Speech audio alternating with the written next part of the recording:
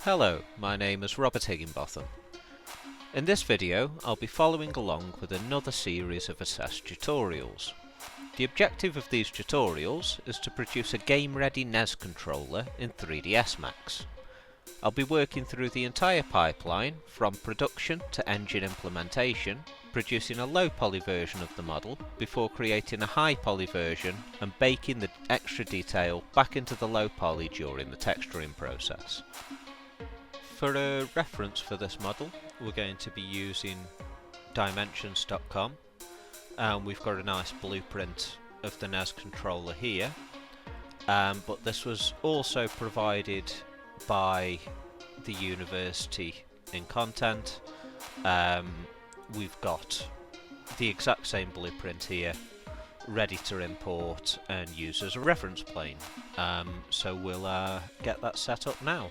So we'll start off by getting the basic shape of the controller, and I'm just going to drag a box out like this. It doesn't really matter about the size because we're going to be fine tuning it. I'm going to hit W and just make sure that this is centered, and then we're going to pull in this reference, and we can see that this is in inches and millimeters, and we're working ideally in centimeters. We'll just double check that those units are set up correctly now, so centimeters and centimeters.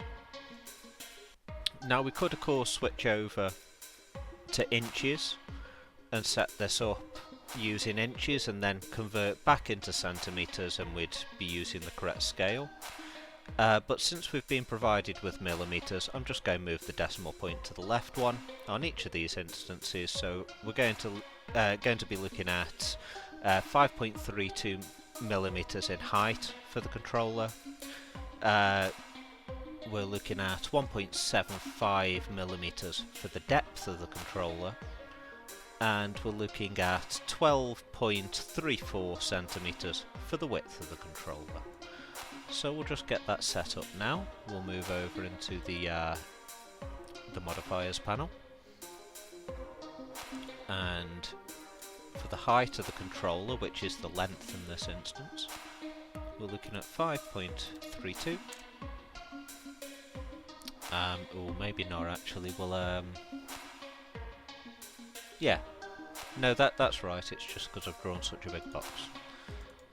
So for the width, we're looking at 12.34.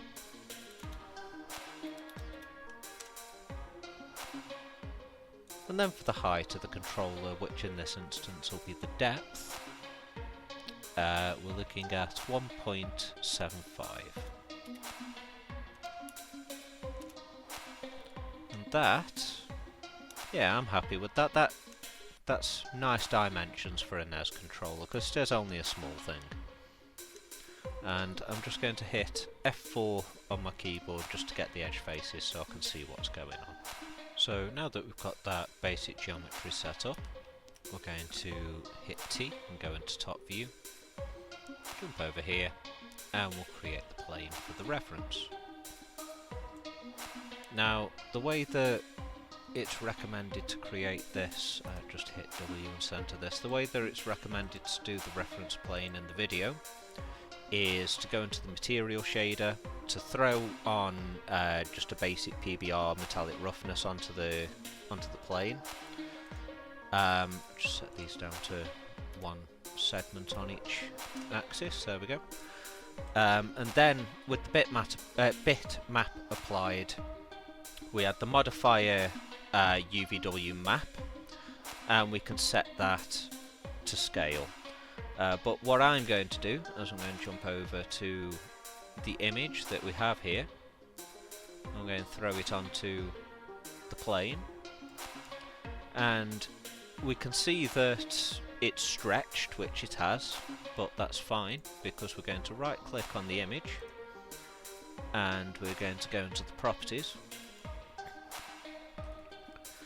and then we want the details, and we're going to take the width and the height of this plane. So the width, if I just pull this over onto another screen so that I don't overlay anything here, the width is 1525, and the height is 919, and then I can hit R on the keyboard to get the scale tool, and we're just going to scale this right down until we're nope, we don't want to do that, until we're over the top of the plane.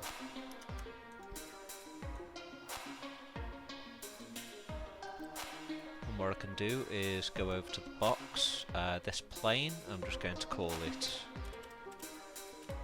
reference 1, and then the box we'll call NES, Nintendo Entertainment System _ controller, and I'm going to hit Alt and X to turn on the wireframe, well not the wireframe, X-ray mode I think it's called. Now I can jump back over to this reference and just position it as we need to. So I can bring up the scale again and bring it over, and we'll just fit it as tightly as we can into this box.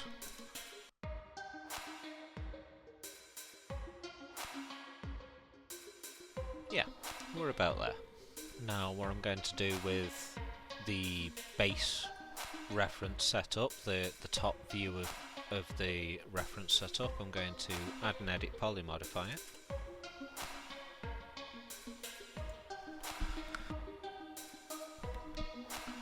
And then I'm going to come up here to Swift Loop. I'm just going to loop over that way. Oh, it helps if I actually deselect the Swift Loop. We'll jump over to Polygon and we'll select this face, and I'm going to detach it. And now Control Z that, don't need to use the option here. Here we go, detach as clone, and we're going to call this reference 02.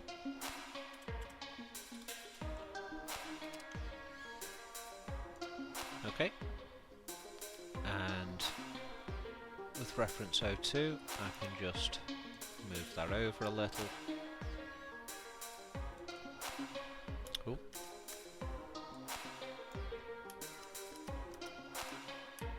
There we go. Just move that over so I can see it.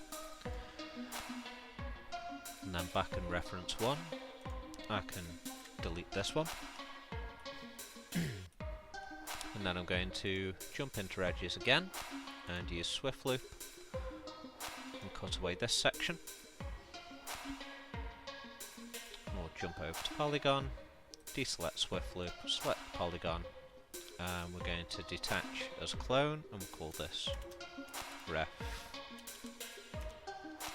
Oh, if I don't press all the keys on the keyboard at the same time. Ref _ 3 this will be.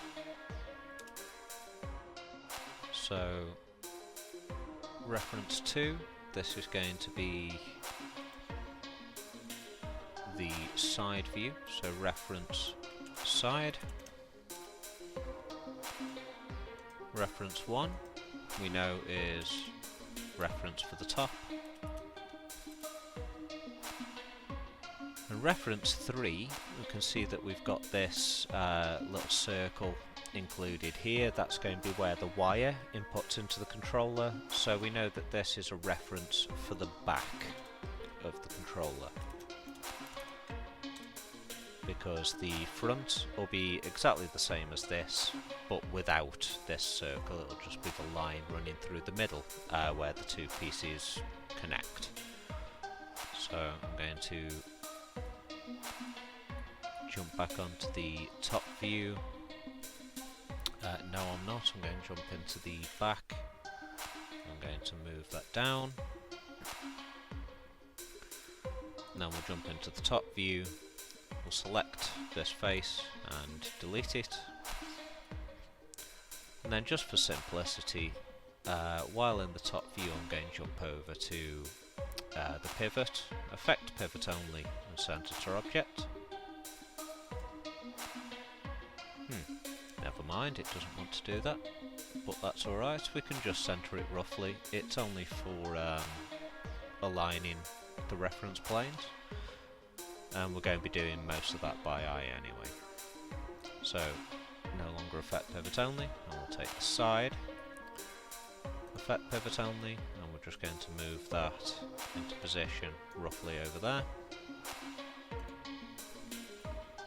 And then for the back, we want to effect pivot only, and just move that more or less central again.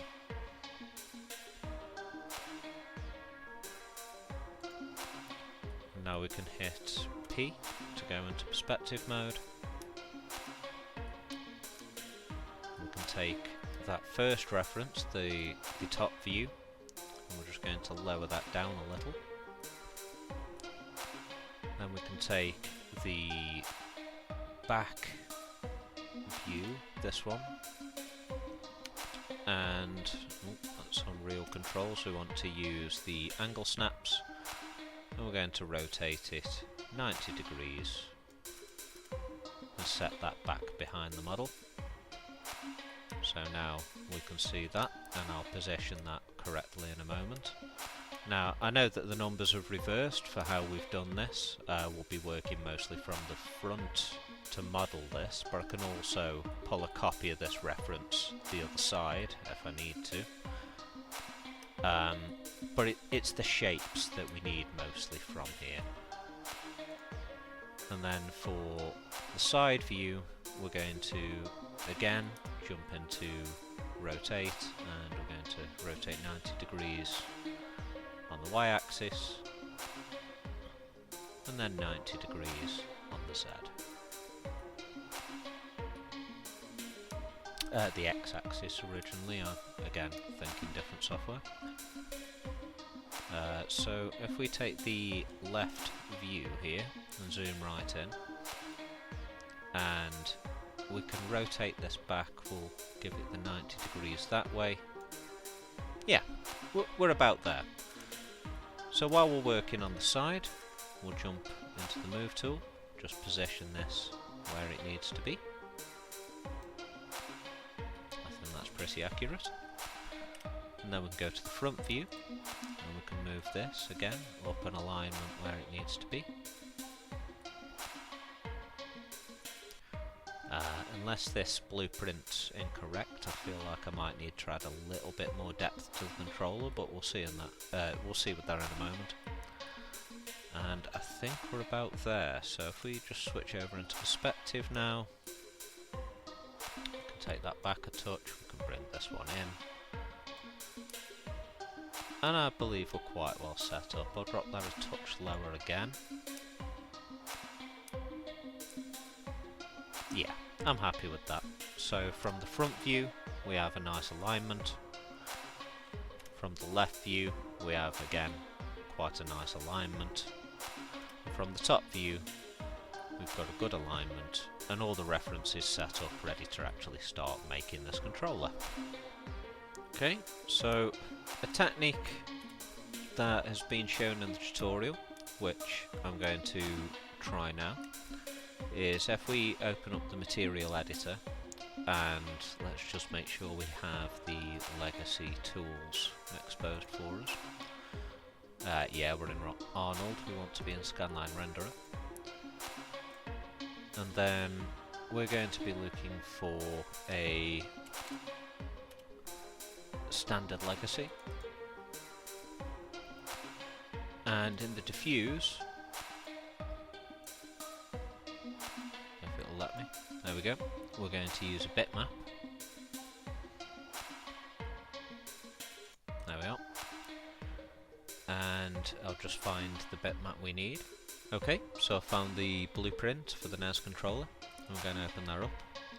And then we should be able to apply that to these. And it keeps the position, the alignment, because we sliced the image up. And then I can jump up from here, up in the stack, to be able to access the self-illumination, we're just going to set this to 100, and now it's emissive. And because it's emissive, we can see it. We're not getting any reaction with the shadows or anything like that. Yeah, nice. I will do that more often. Okay, so now that we have the references set up, we just want to make sure that we can't move them anymore. So I'm going to select them all, because they're all nicely labelled there in the Scene Explorer. We can see what's going on and which is which. I'm going to right click, jump into Object Properties, and we don't want to show frozen and grey, and we also want them frozen. There we go, freeze. Okay. And now we can't accidentally select these and move them around, and that makes our life much easier when we come to model, because if we were to move any of this during the process, it could cause big problems down the line.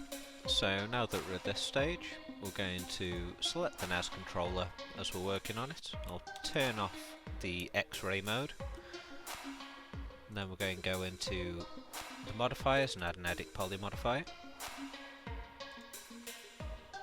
And we want to start off trying to get this rounded corner from the top view. So what we'll do is we'll jump into front view, we'll go into edges, we're going to take these centre edges off the corners, jump back into perspective so we can see what's going on, and we're going to add a chamfer. And it might even be best to look at this from the top view to see what's going on. And we want to pull this until it's around about the same as what we're looking at. And I could of course add more segments, but since this is going to be a game ready piece, we want to try and keep that topology nice and low. And we can look at adding the extra detail into the high poly. So I'm quite happy with how that looks. Maybe a touch more, or let's see. Yeah, something like that. I think maybe a 0.2 is good. Let's just check all of these corners. Yeah, I'm quite happy with how that looks. We'll hit P on the keyboard for perspective. We can see that we're starting to look a little nicer there. I will be cycling in and out of X-ray mode. It's mostly force of habit at this point. Just when I need to see through something, I turn it on and turn it off, so I won't be mentioning each time, but that's Alt and X on the keyboard to turn that on and off. So now that we're at this stage, we'll fix the n-gons that we've created on the top. We'll jump over into Vertex, and we'll use the Cut tool.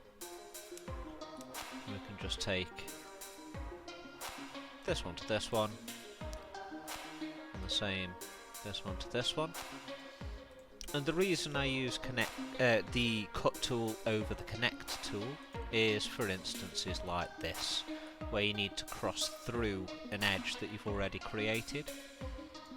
We can do that, and it gives us that nice perfect straight line around the edges of the model here.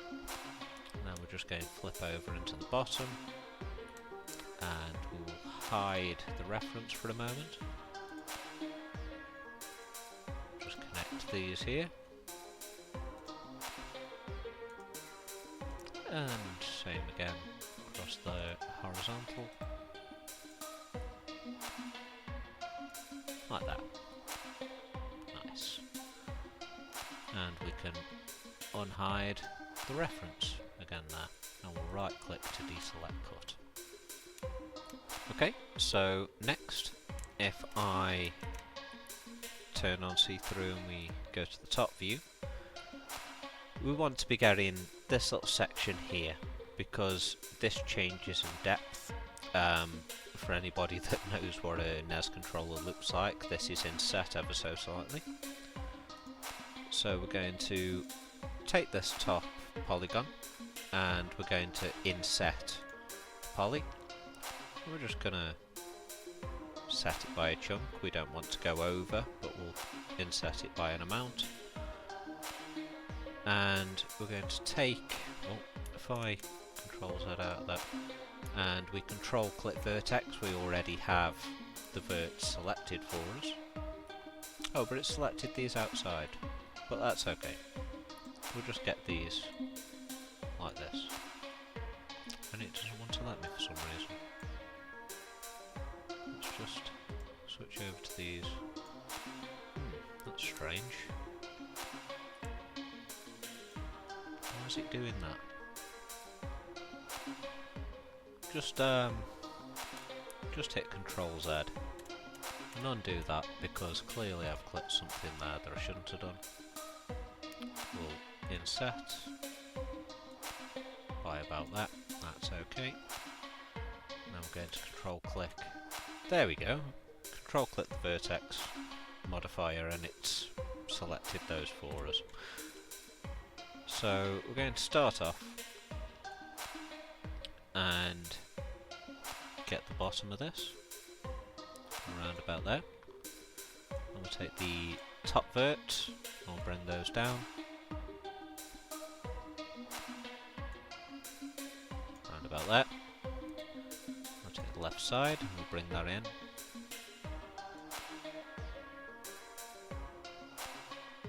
About there. We'll take the right side, I'll bring that in too. Right about there. And I feel like this bottom needs to be ever so slightly lower, just to match up with what the rest of what we've done here. So now we're going to select this polygon on top. It's already selected, and we're going to inset again, and that is way more than we need, which is going to reduce that until we're not overlapping the UVs. Somewhere like that, because we'll be manually adjusting. And then we'll control select the, well, I don't suppose we need to control select, so we're going to take them individually. And we'll deal with the top first, then the bottom, and the left, and then the right.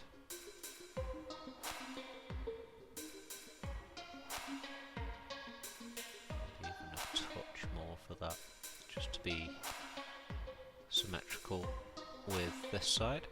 Okay, what we're going to do is jump over here again and inset once more.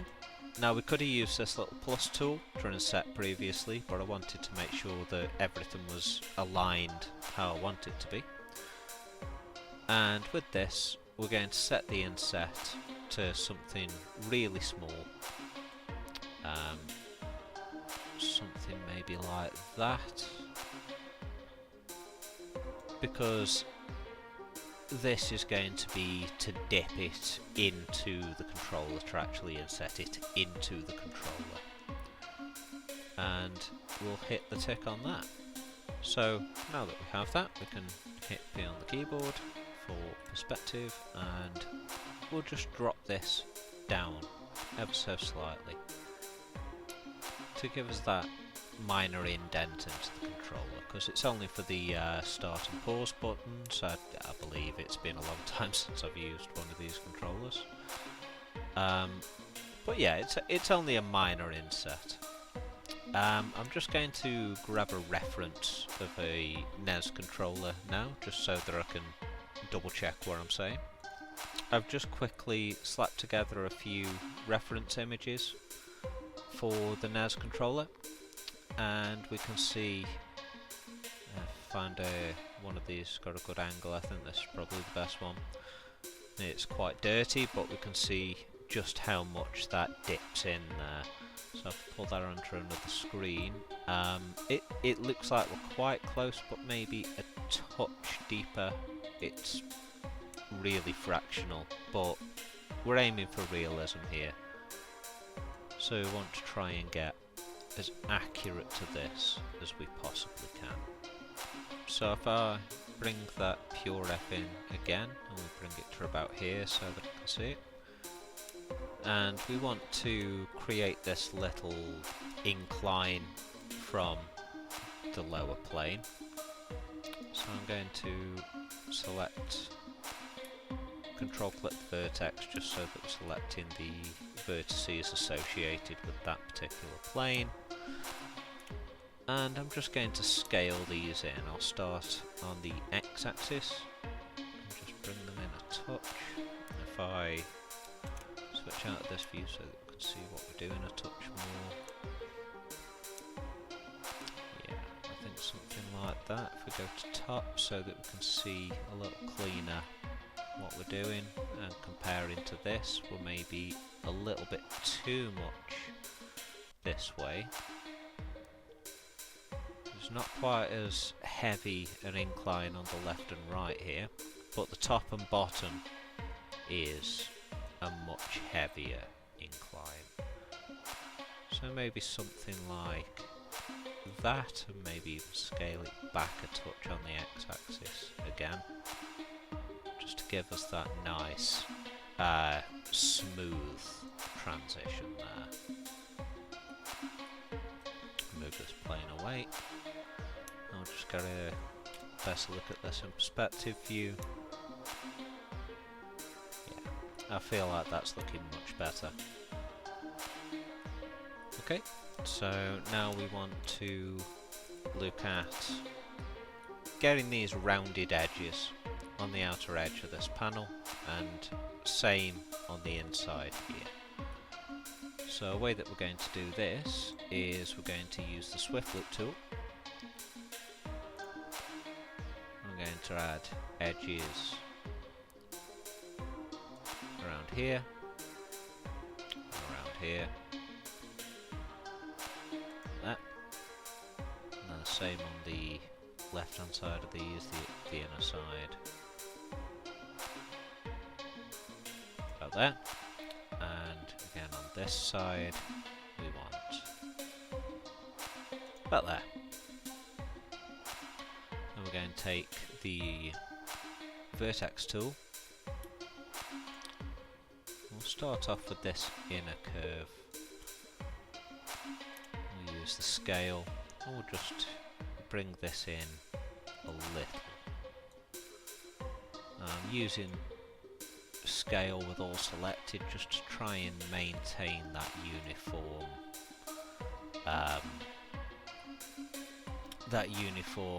editing.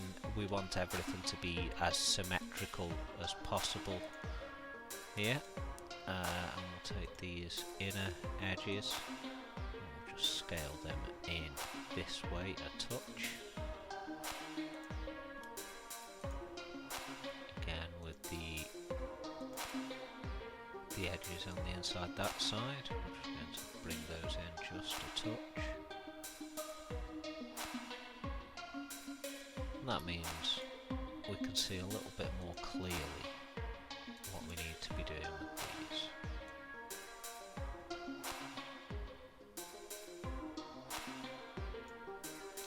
It may be that I need to go in individually and edit some of these. But if so, that's fine. Oh.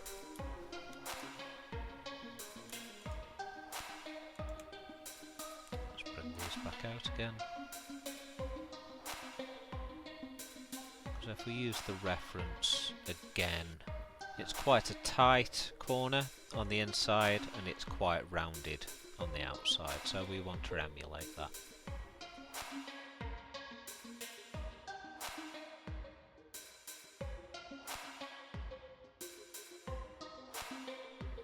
Then we'll do a similar thing with these outer edges.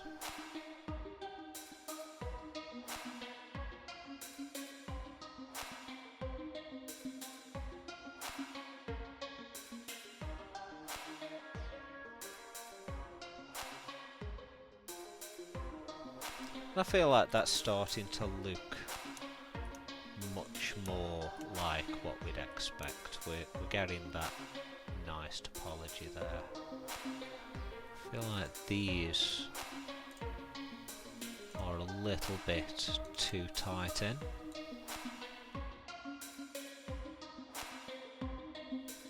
we'll go and do the same on the vertical strip.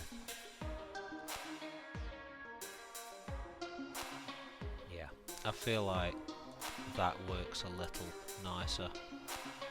I think maybe even a touch more on the X for these.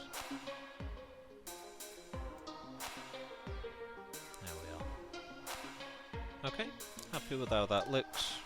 Switch into perspective mode and we'll turn off X-ray. And we're going to use polygon tool and select the loop around here now. And we're going to extrude this ever so slightly.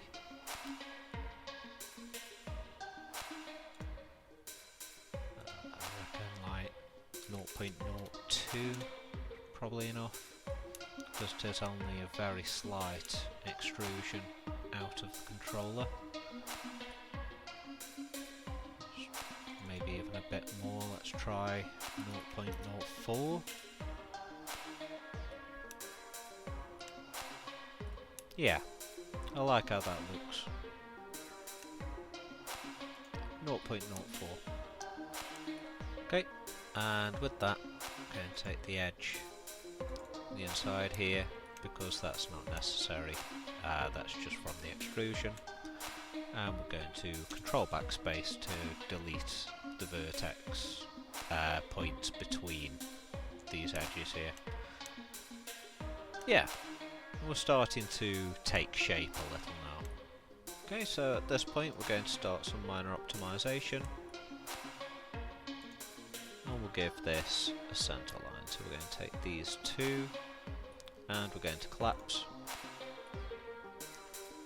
And same with these vertices. Collapse. I'm just going to hit this to isolate. It's this button at the bottom, just isolate the piece that we're working on.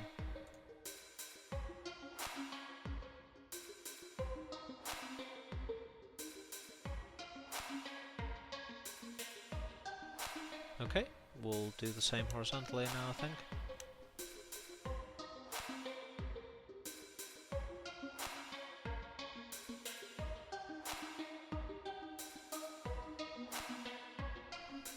So the next thing that we're going to be doing is, if I turn off isolation for this, we want to work on this little cutout here in the top of the controller, and we also have the hole in the top where the wire sits. Now, if I pull the reference back in, and we'll see if I have that on any of these images. It's a little bit hard to find that as a reference. This is probably best. I thought this might have been it, but this is clearly a fake, a new model controller where they've got a micro USB. But here you can see that the wire is built into the controller, and it's a little bit like a funnel inset in there. And this little square here is what we're wanting to cut out, and that will be the same on the opposite side of the wire. So I'm going to keep that there as a reference and pull that onto the second screen. So we're going to take the top view, and yeah, we're still in this, we'll just X-ray that. We're going to take the box tool and we're going to create a box. Doesn't really matter too much on the dimensions. In fact, I'm going to Control Z that, because we want to create a cube. We want it to be perfectly cuboid. Back into perspective. Nice, happy with that. We're going to be using a boolean to subtract this from the model. Okay, so if I take the left view, just bring this up like that. I'll take the top view, and we're just going to get this aligned as we need it to be. Right about there. Go to the modifiers, and maybe if we do 0.5. I feel like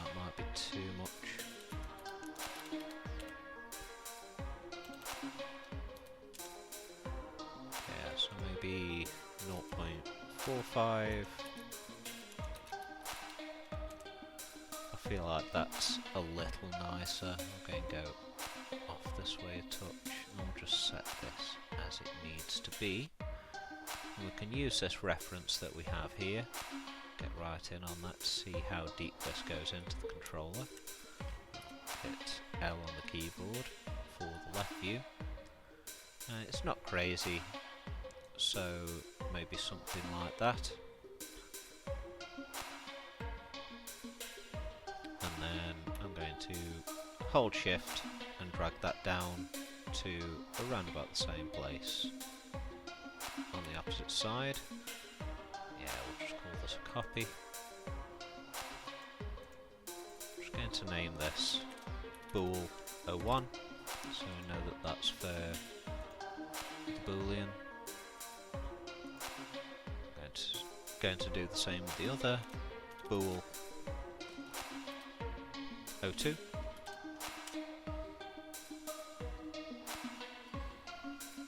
I'll hit P on the keyboard, switch back into perspective view,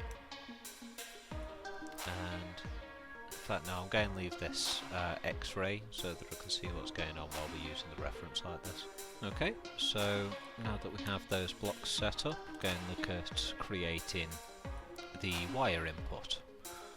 So I'll come back over to the primitives and we'll use a cylinder, and we're just going to go from the front view and draw that in. I'll set that to grey as well. And over on these settings, 18 sides is probably good. It's quite circular.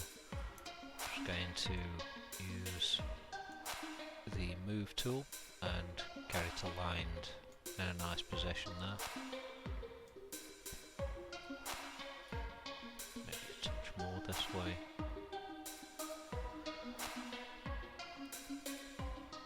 And we'll come back over to the modifier panel and we'll switch into perspective. And we're just going to bring that out over here for a minute so that we can work with it.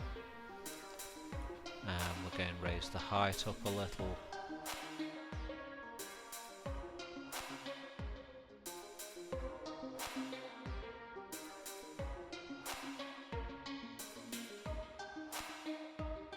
Now, the way that the tutorial guides me to do this is to add an edit poly modifier, and then we take the verts on each of these strips and we scale them down. But what I'm going to do is I'm going to give this a cap segment of 2, and that creates the topology on the top for us. We don't have to worry about n-gons and things like that. I don't think that makes a massive difference when we're using the boolean tool to subtract from a model, but I like to make sure that we're only working with polys and tries. I'm then going to add the edit poly modifier, and rather than scaling these individually, I'm going to add a freeform deformation, a 4x4x4. Then I'm going to take these control points, and if I take the left view and zoom right in, I can take these control points and just scale them down a touch, and then we deselect these. Oh, deselect these without, and then a touch more, and deselect these, and then a touch more.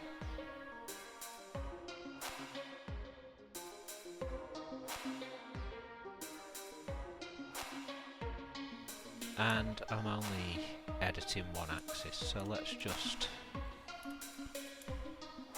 Control Z those changes because we want to be editing those uniformly.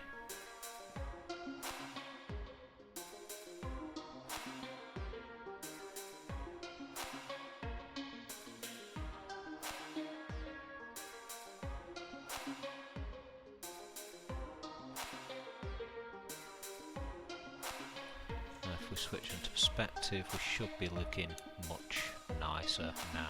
Yep. And I'm just going to collapse all with this. And that's just, well, it's broke the model, but everything is set to its current position. I can use left view and bring that in most of the way inside. We want to leave enough on the outside of the model there. If we switch into perspective, you can see that we're not quite fully in. If I switch this out of X-ray, and we'll be able to see a little bit cleaner now, just to have this extruding out of the model ever so slightly, so that when we cut it in, we have it where we want it. And because I know we're going to have the centre line in this where the two pieces of plastic are actually connected, on the NES controller I'll just set this to bool 3. Then on the NES controller, I think what I'm going to do is take the front view and the edges. I could swift loop this in, but if I use the connect tool, I can get this perfectly central, and hit OK. And then we'll switch into perspective again, and we know that we've got this line going through the centre of what will be booleaning out. So I'm just going to move it down ever so slightly, if I get my angle right, just to be in line with that, so that when we cut that out we can weld these edges nicely, and we'll be cutting the extra edges that have been added in after. I'm just gonna check with this bool 03 just that everything is as I want it, because I think what I'm going to do is take all of these, and if I take it from the left, I'm just going to scale it back in that little bit like that, and then I'm going to move that back into position like that. Okay, minor interruption there while the dog was barking, but moving swiftly on. We're going to take bool 3 because I've already got the edit poly modifier on there, and I'm going to select this. We just want to combine the 3 bool objects. There we are, attach. And since we've named everything, it's nice and easy to do here. Just hit attach, and now that's the object that we're going to use to boolean.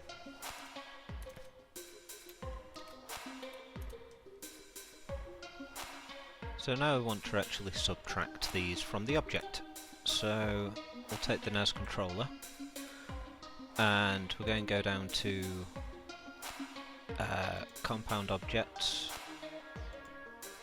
and I typically use Pro Boolean, but the tutorial is using Boolean, so I'm going to do that for this instance. And we're going to add the operand and select what we're cutting away, and we want to subtract it. You can see that's cut that away from the model there.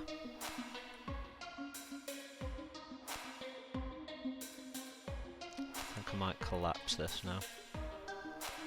I'll hold on for the tutorial. Yeah, so we're not going to collapse this just yet, we're just going to put an edit poly on top of it. And I imagine we'll be collapsing the stacks soon. Right, so first thing I'm going to want to do now is connect these verts up here. So if I select, go top view, and we'll get right in on this, we'll just select this piece here, back into perspective. And then we'll go into the weld. And we want to drop this right down. So maybe 0.05. No, that's still more than we want to connect there. What about 0.01?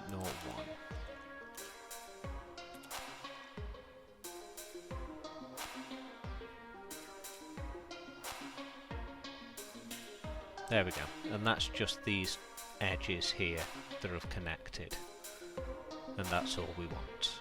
And then we can start cutting in the rest.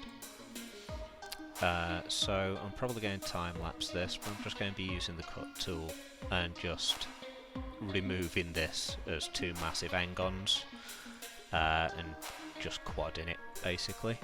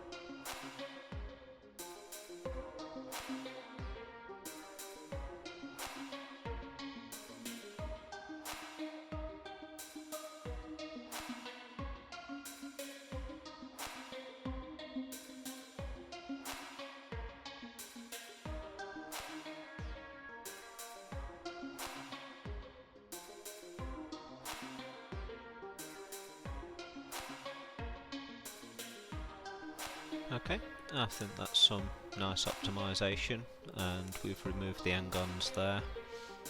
I opted for a wider cut across this as opposed to the tutorial. I just feel like giving myself bigger islands when it comes to UV mapping will just give us better quality when we come to texturing. Yeah, so next we'll be moving on to the D-pad. So to do that, we're going to turn on the X-ray mode so that we can see through the controller. And we're going to create a box, go in top view. No. A cube, even. And we're going to line this up at the centre of the D-pad. Something like that. Change the colour.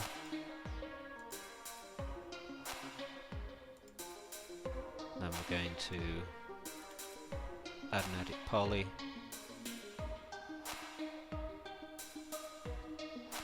And go into perspective view. Take the sides. Just go and hide the NES controller. And jump back into top view, and we're going to extrude these. We want to extrude by polygon, and we're just going to bump this up until it fills the D-pad.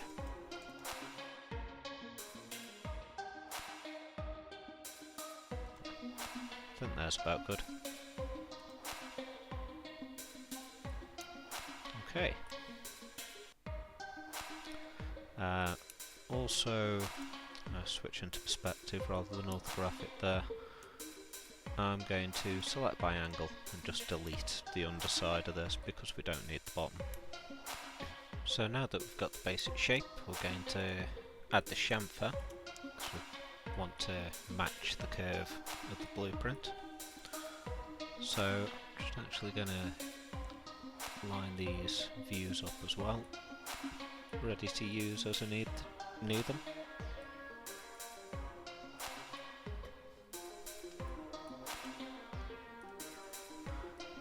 So I want all the edges. Yep. And I want to apply a chamfer.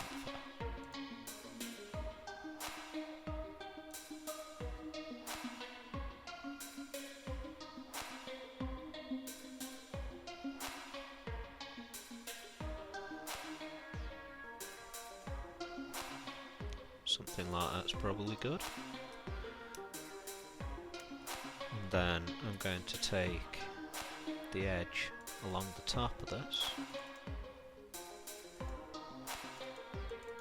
Actually, I should probably cut into this first.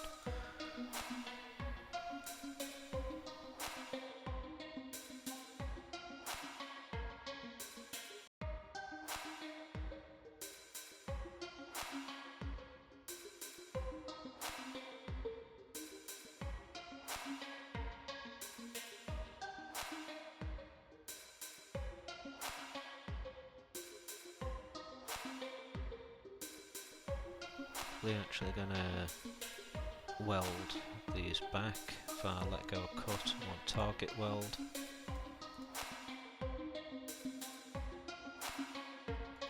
Again, slightly deviating from the tutorial, but I'm just saving myself time.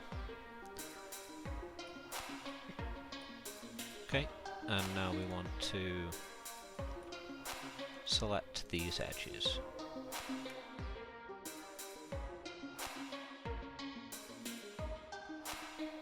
Right, now we've got that, we can chamfer this. Not by that much.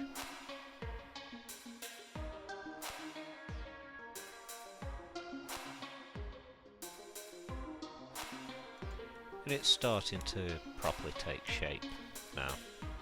So, actually bringing in the reference, if we look, it's quite a curve on the D-pad there. There's a little bit more curve than what we've give it, so I'm just going to Control-Z that out. Then I'm going to take, if it'll let me, does it still think it's in edges? Okay, so now can I select the faces? Yes I can. We'll turn by angle off.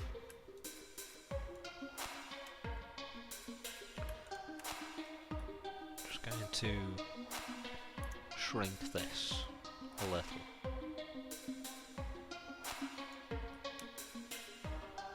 And that just gives me that little bit more room for the chamfer.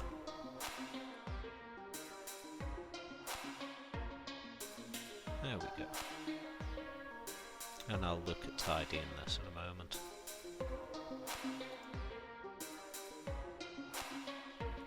Just redo this.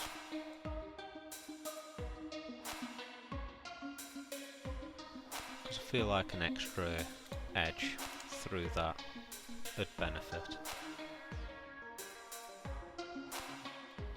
Yeah, that's much more like it.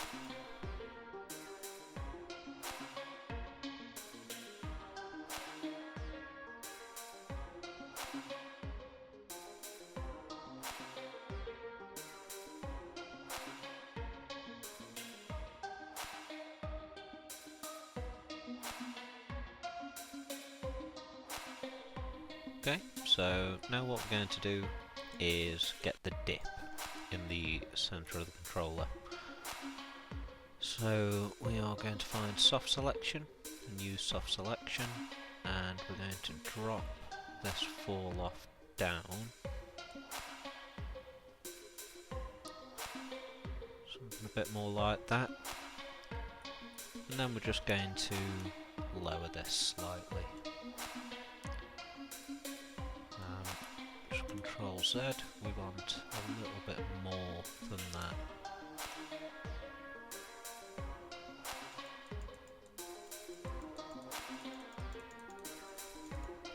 Maybe more like that. Yeah, there we go.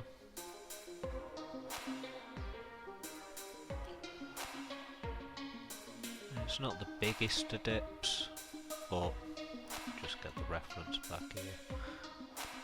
Yeah, you can see that it does dip in just that little bit. I might have a better picture, maybe that's a good one.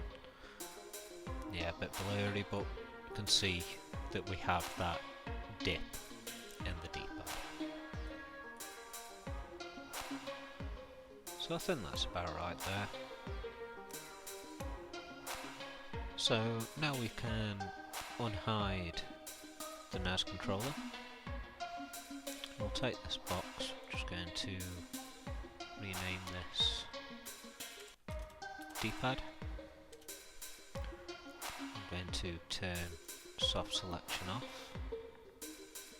This is a menu to do with soft selection, so I'm just going to put that down here for now because I don't need that right this second. Okay, so now just go back up to the top of the stack and we can move this into position.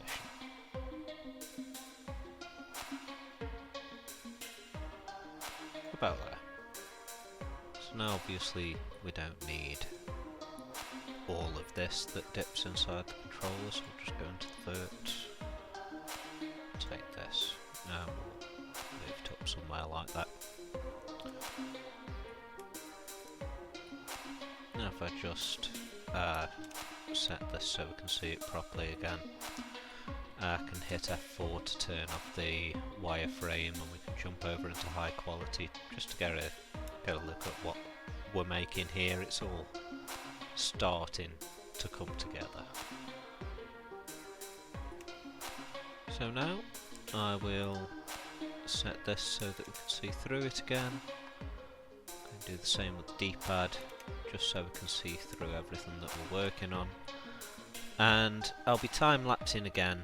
I'll be creating the two rubber buttons for the start and select, and the two buttons on the right here, which will have that slight dip in the centre again, ever so minorly concaved. Okay, so I'll get on with that.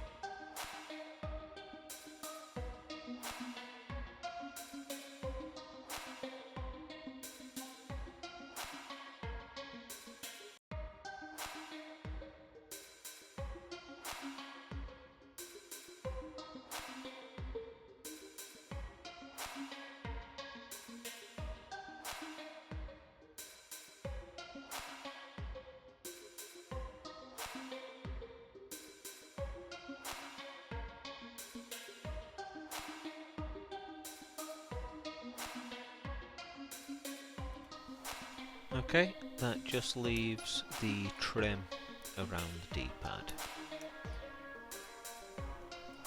So, what we're going to do for this...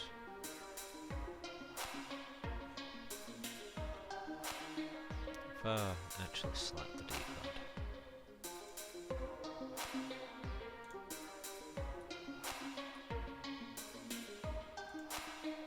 And is it ring? Yep, it's ring. And we'll control onto polygon, we'll take that selection there. Oh, if I press the right buttons here. And I believe I can just shift drag this out. Nope.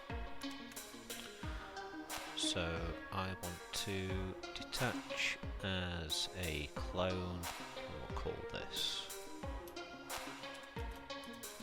D-pad underscore trim.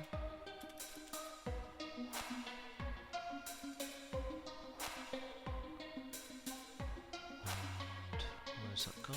There. Wicked. So I'm just going to select all of this, flatten it out.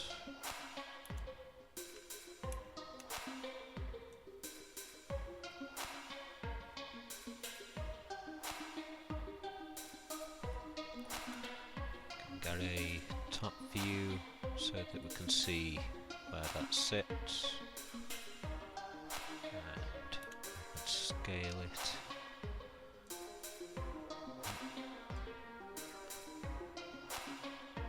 Scale it out like that.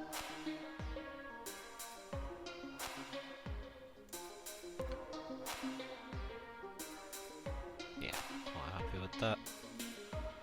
Now we want to scale it. Just undo that. Take these outer edges and bring them in. Maybe even bring them in a touch more like that.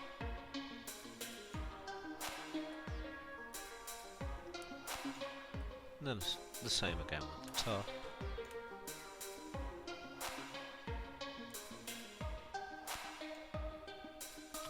Just pinch those in again. Straighten things out. And I'm going to take these inner corners first. And scale those in. Then the outer, just so that we can get that curve how we'd like it.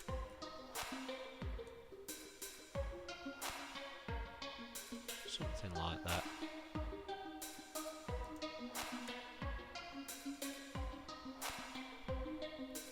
Take these edges, just pinch them in closer. And then these edges.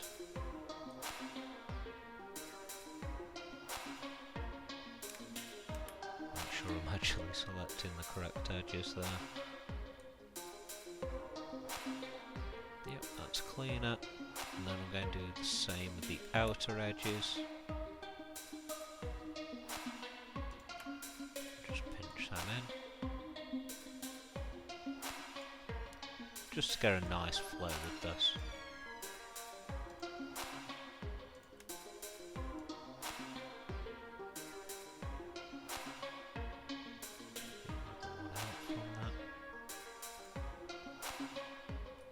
I think that's looking good. Now I've noticed where I flatten this, it's a bit thinner on this side, so I'm just going to take these and these, and the same again on this side, so that we're doing all of this uniformly.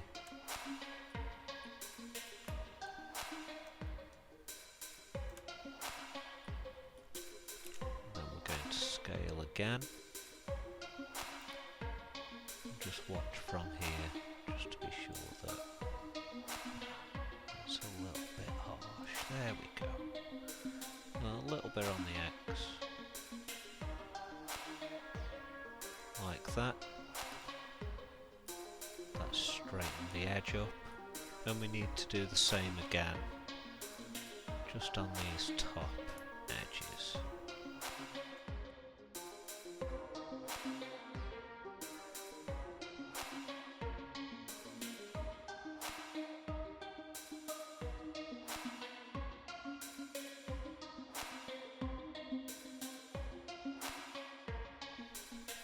And then we can select one of these edges again.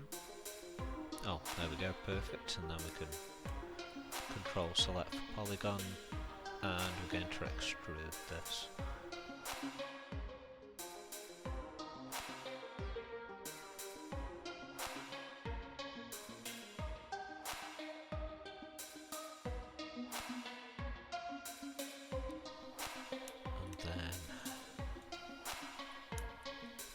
We can lower this into position on the controller, so I'll just unhide. Oh no, do this right. Unhide that. There we get this trim and just lower it into place.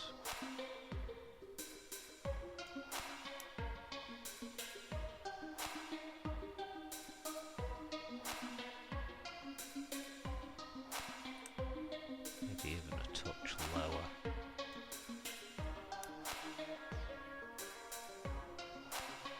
Yeah, I feel like that's good.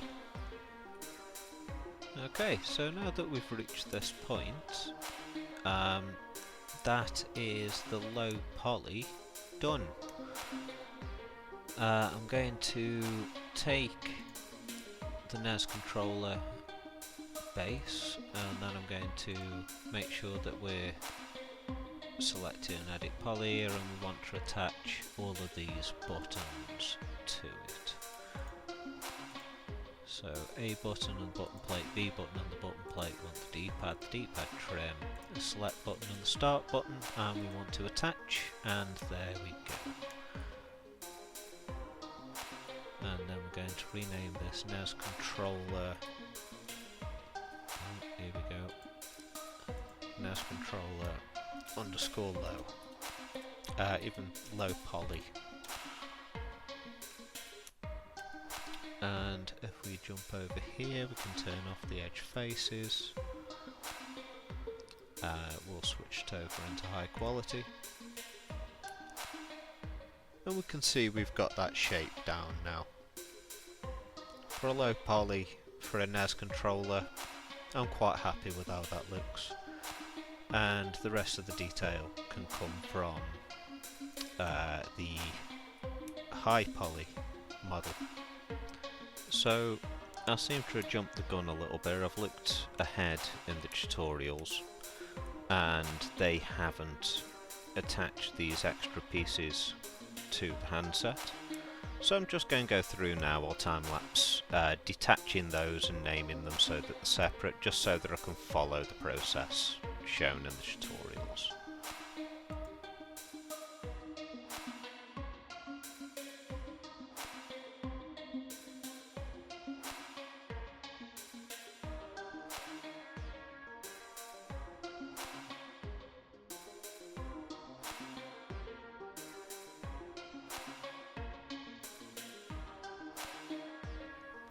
Okay, that's all separated up now, and I'll move on to building the high poly.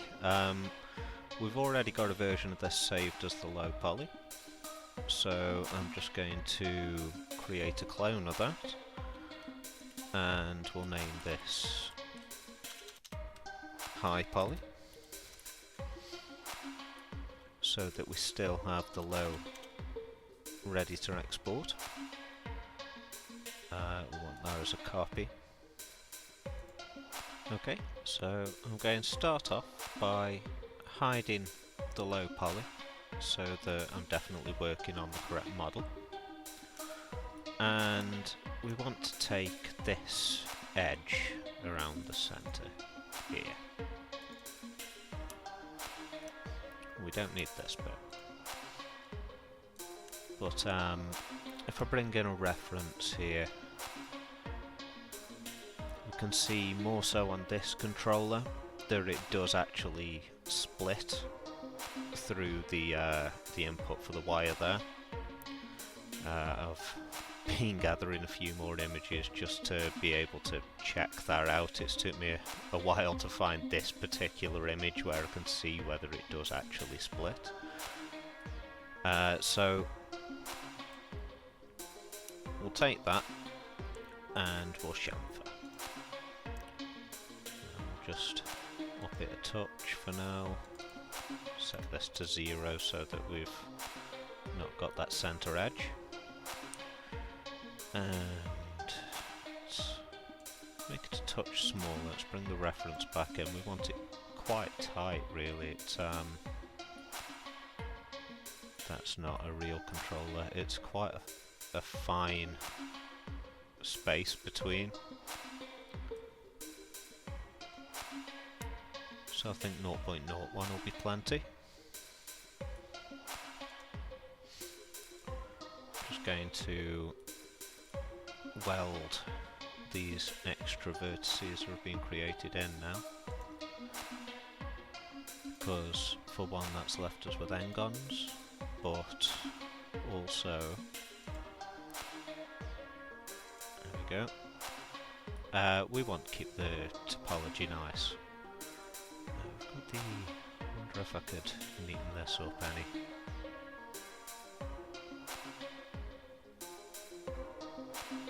Nah, that'll be fine like that.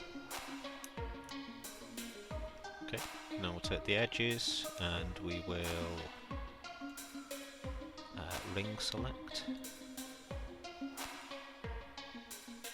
Just check that we've got everything we want here.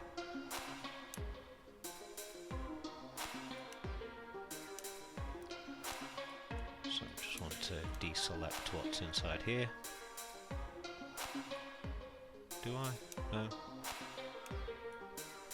No. We'll just select that, and then we'll deselect these after.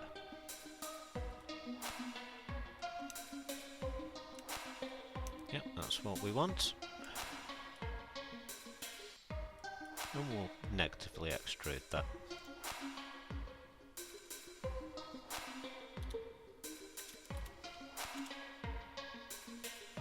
Oh.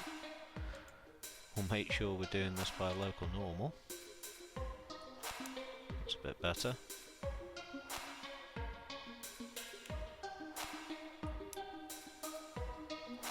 We've got some problems going on there.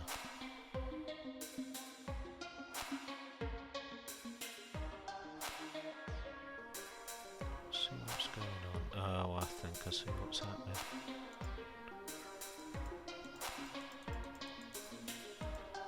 Yeah, it's that edge there that's overlapping.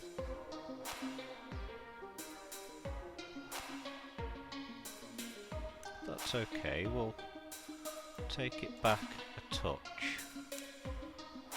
Now that we know what's going on, I can probably tidy that up. Yeah, we can weld those back in. So again, hit OK on that.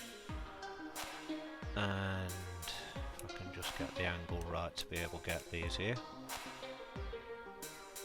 We want those guys. Weld. And we want those guys. Weld. Do the same on the other side. These guys weld. These guys down here.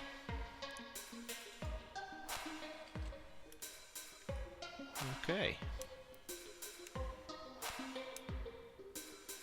Yeah, that's much better. Okay, so now that we've got that chamfered cut in, we're going to chamfer the top and the bottom. So I'm just going to work a loop around the top of this.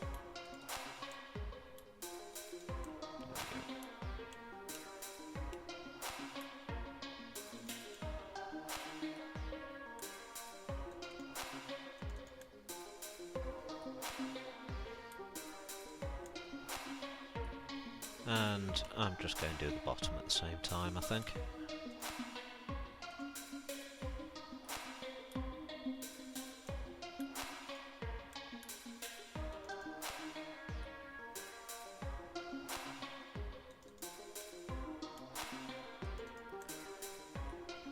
There we go.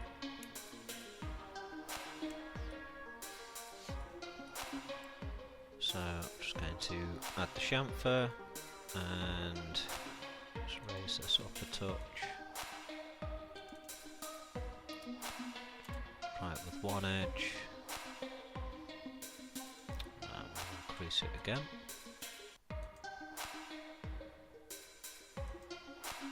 Oh, whoops. Maybe one less, something like that. Tempted to even put 2 loops through. I feel like that just looks so much cleaner.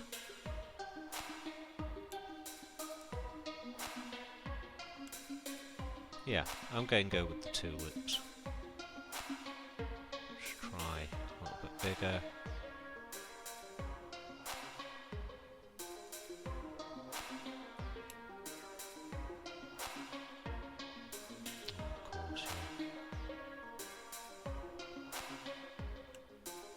Yeah, I think that's good. And before we move on, it's probably a good idea to tidy these end-ons up.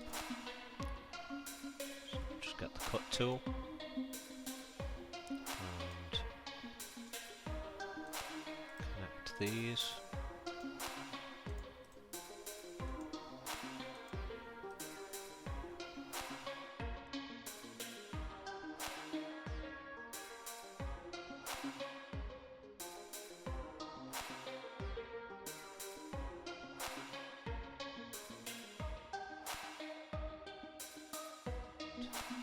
So these are all tries, we'll change them to quads.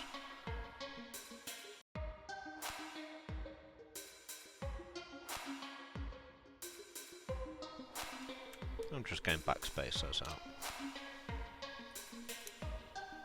So 1, 2, 3, 4, all the way down. Nice. So next we'll put a chamfer on this.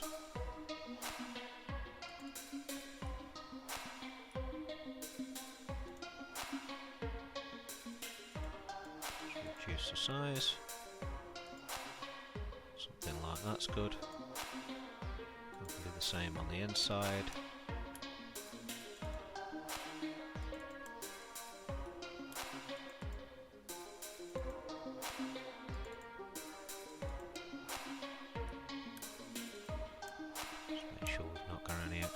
There. Right, we're good. Apply the chamfer again. Just going to reduce it a touch more this time. I think we'll only do 1 because this is a sharper corner. Just going to bring the reference back in just so that we can get right in on one of these and have a look. That's quite a clean image, but we can't zoom too far. Yeah, I think the sharper corner works better here. So I'm going to keep that like that. Okay, so actually before I move on, let's get rid of these unnecessary edges in the corners.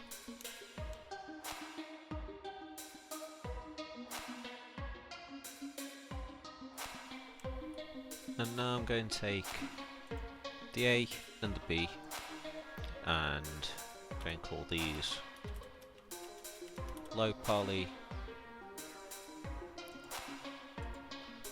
and low poly. I'm going to take a clone of each as a copy, and this is going to be the high poly.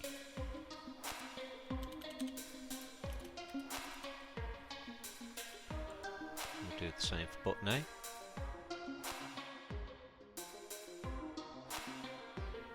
And we'll hide the low polys, and we'll start with, oh no we won't, get this right. Keep the high polys, hide those low polys. So we'll start with B, work from left to right. And for these, we'll just put an open subdivide.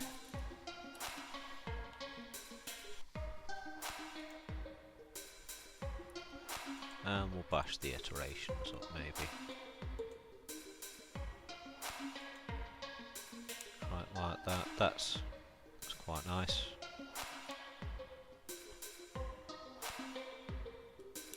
Not sure I'm too fond of what's going on in the centre here though. Oh, I see why it's doing that. I mean, okay, that works for me. I'll do the same for the A button.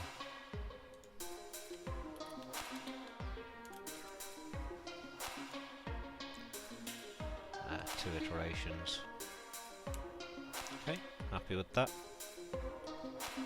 Okay, just going to have a quick look in here. If I add an edit poly onto the top of this stack.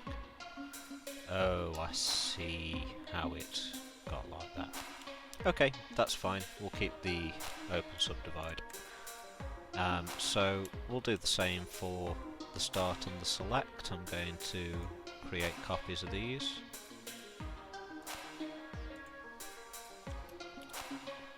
I'll do the D-pad while I'm at it so I can just time lapse all this.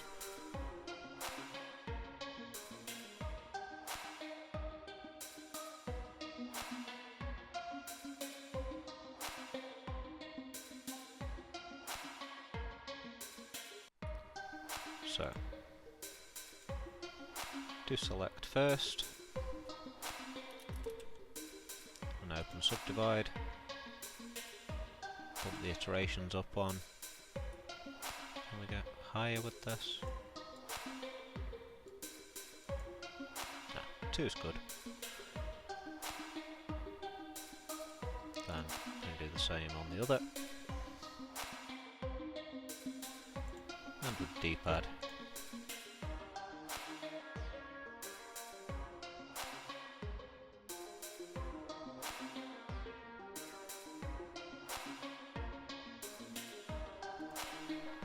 Okay, so we're going to do a similar thing for the trim.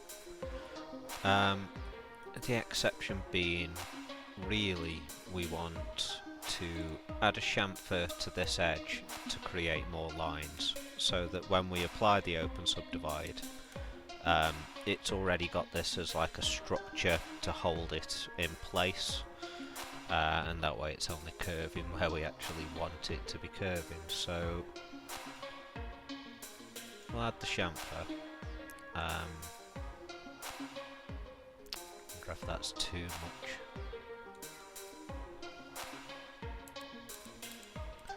Say 0.05. Oh no, undo that. I pressed the wrong button certainly. It's 0.005. There we go. Yeah, I like that.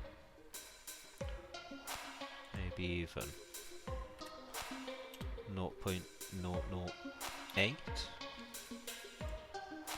Yeah. Then I think the inner loop, do it 0.005.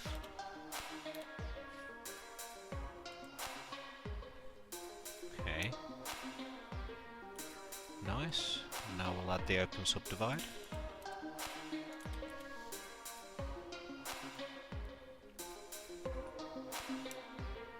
Yeah, and because we've added those extra edges, it's kept its shape. That's given us a much cleaner result, and it's nice and tight on the controller too. Yeah, I like the way that looks. Could even raise it out a little bit more, but no, I think that's quite accurate to how it looks on the controller. We'll just turn off the edge faces and switch over to high quality. Yeah. We're starting to look much nicer now. And I've got to look at what's going on with this edge here. Just turn on the edged faces. Ah, I see. So why is it doing that?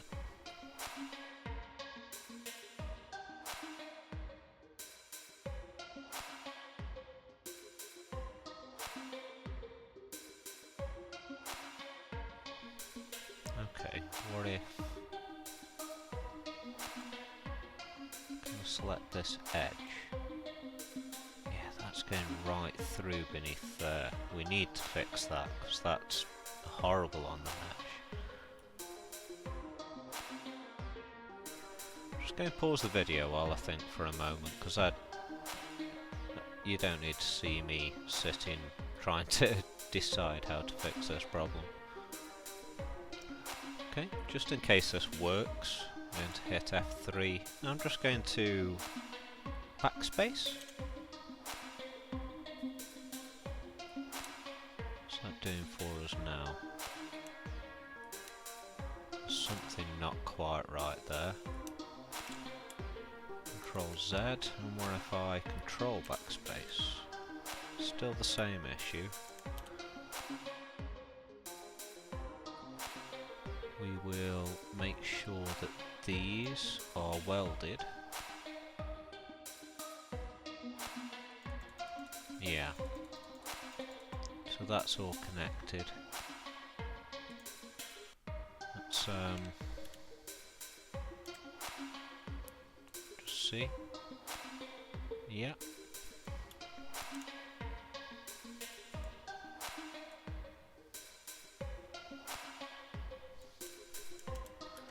Let's bring that edge back.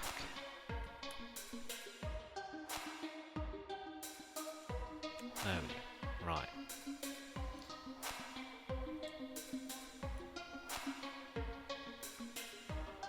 So, if I select this now,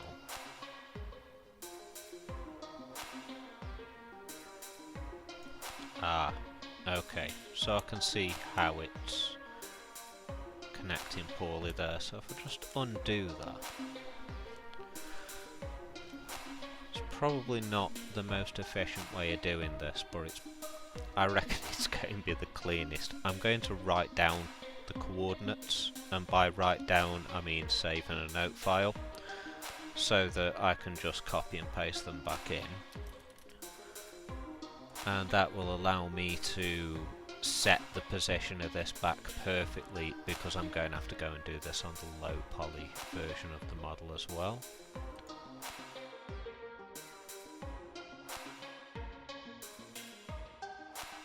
Okay, and then I'm going to move this back over here.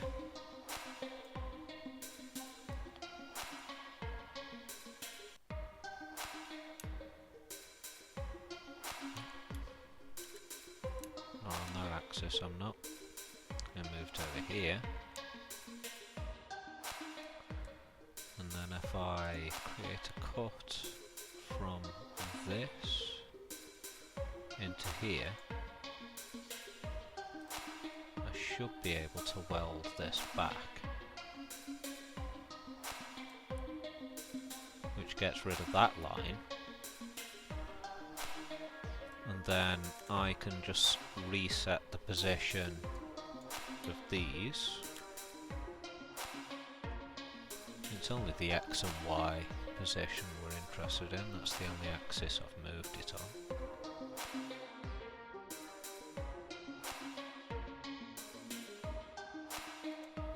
Right, I see what I did there. So we're just going to target weld this back in. And then we only want this one, because for some reason I was moving both of those.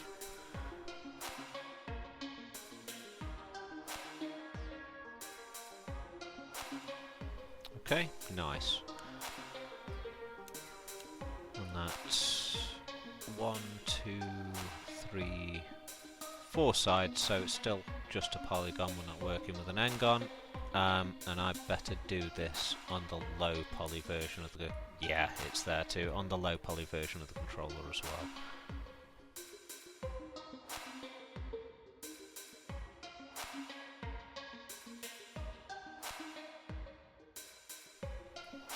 And that's cleaned up the messy topology.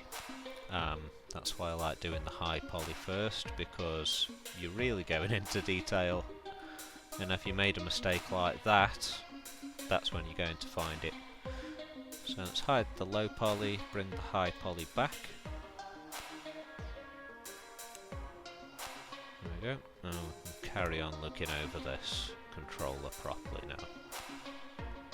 Right, so next probably want to do these corners.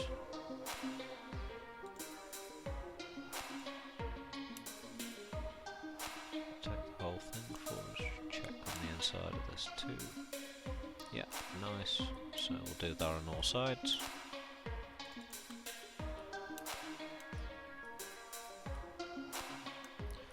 Really should call the back faces on these reference planes. I suppose at this point I could just hide them.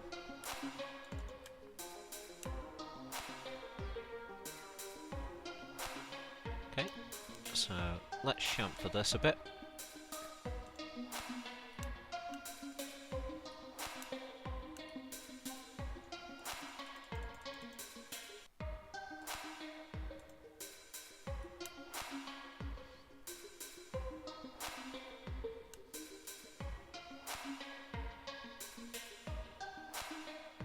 Okay, nice. We are of course going to have to get rid of the n-gons.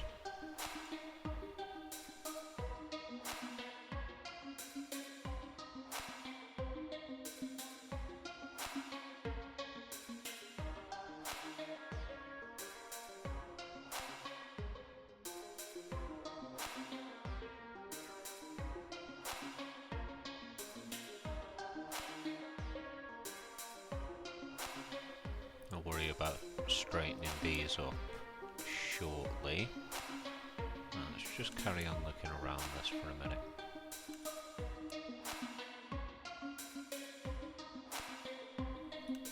Oh, these were separate plates as well, weren't they?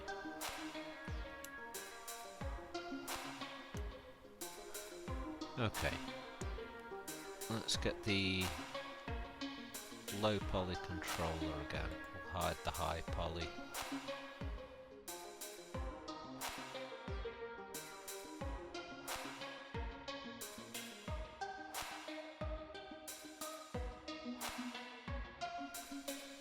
And we'll hide the NES controller low poly. We will take B plate low poly, create a clone of that. And this is going to be the B plate high poly. And I can hide the low poly, and we have the high poly there that can switch in and out. Now we've got the A plate low poly, we'll take a clone of that, and this will be the A plate high poly. And hide hide the low poly. I'm just working with the high poly again there, which means we can hide those for a moment. A plate, B plate, and we'll return to those in a minute. Bring back the low poly NES controller, and we can select those as elements and delete them now. And just back up to the top of the stack with that. And then we've got the high poly. We can select those as elements and delete them. Just switch over into vertex, which we've actually been using that. And then we can unhide the high poly plates. There we go.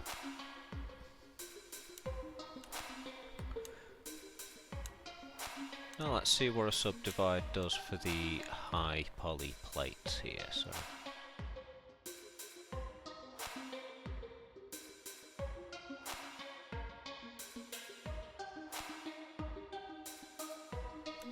maybe up the iterations. There we go. That looks better. So 6 iterations on those to just straighten all this out.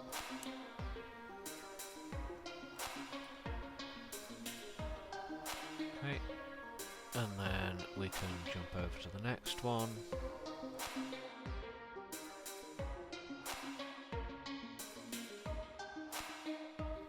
Once again, just have a look around it. We can hit F4 and we're still in high quality.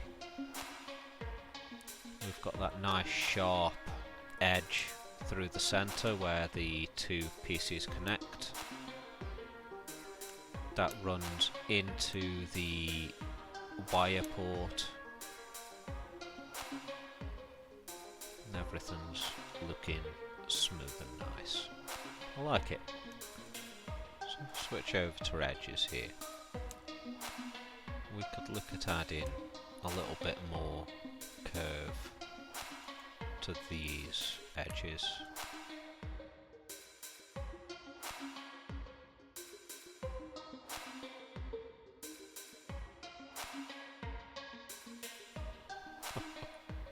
This is a mess, we'll have to sort this out.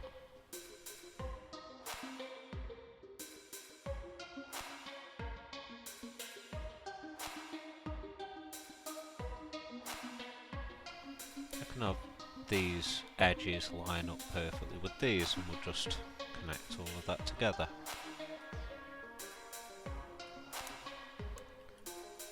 So we could possibly get away with a touch more with that. I feel like I'm going to have to do something with these edges here first.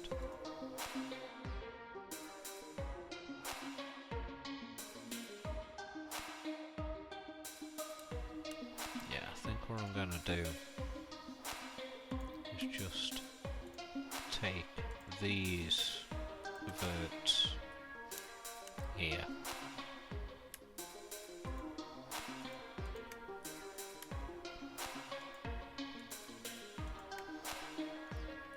I'm just going to shrink them ever so slightly on the Y to bring them down a touch. And then I'm going to do the same on, let's just hit Q so I'm not doing stuff by accident, the same on these, only I'll move these on the X-axis. It just gives us that little bit more room for the chamfer to get that edge how we want it.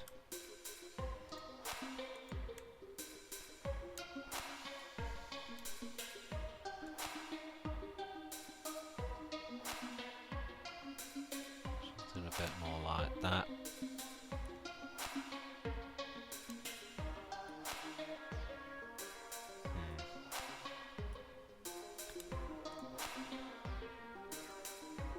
Deselect these outer and just shrink a touch more.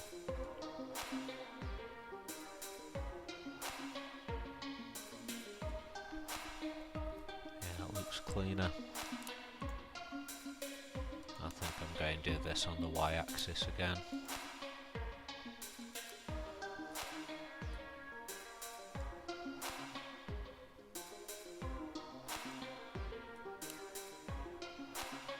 Yeah, that's better.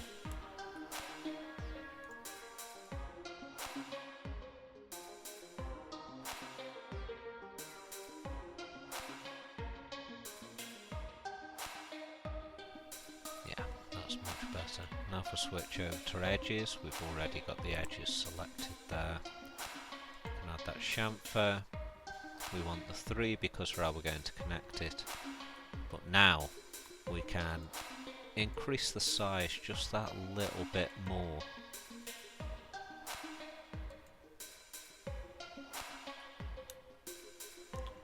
Yeah, I feel like that's much better. And I can go around and tidy these edges up. This will be fun.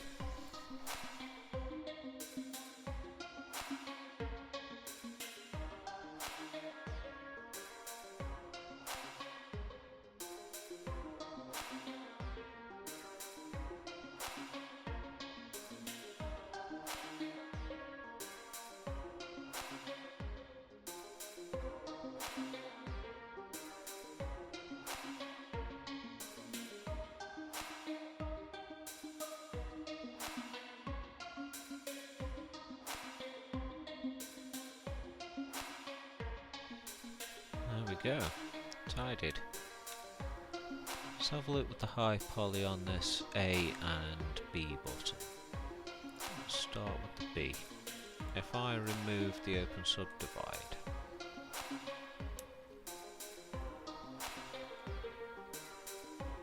yeah, it's this central part that's got the discs, but it's fairly flat there, so it shouldn't make a massive difference. This should actually work with the light fairly well. Just to see though, let's just slap a standard material on it to give it that reflection. Yeah, that looks good, I think. So I don't need to worry too much about remodeling the topology on the top of this. We know that that's working well. And since I've already done this, I might as well throw the material on everything else. High poly. I can worry about the others shortly, because we'll be doing the unwrap stage after this.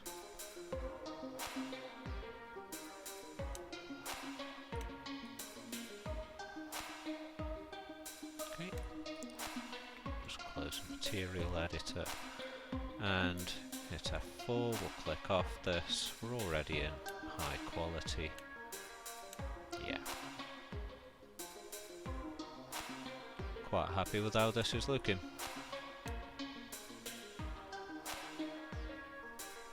So there we go.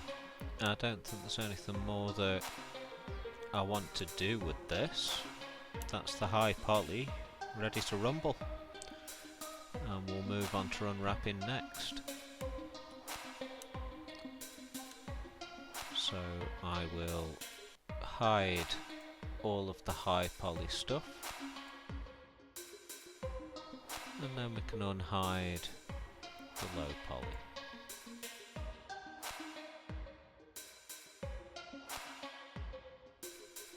There we go. Okay, so before we move on to handling the UV unwrap, I've noticed that we've left one end on here, which I will sort out in a moment, which means we've got another end on here too. And if I bring in the Pure F reference, we zoom in here, we can see that we've got this separation of the materials. We've got like the white, well, it's a grey plastic, this is discoloured with age, and we have the black sticker, which realistically we want to separate in the model, because it'll just handle a little bit better. So I'm going to bring this edge down a little and maybe tidy these edges just to match up closer to what we have on the controller here. I'm probably going to time-lapse this process because it's nothing that I haven't already been doing. Yeah, I'll get on with working on that now.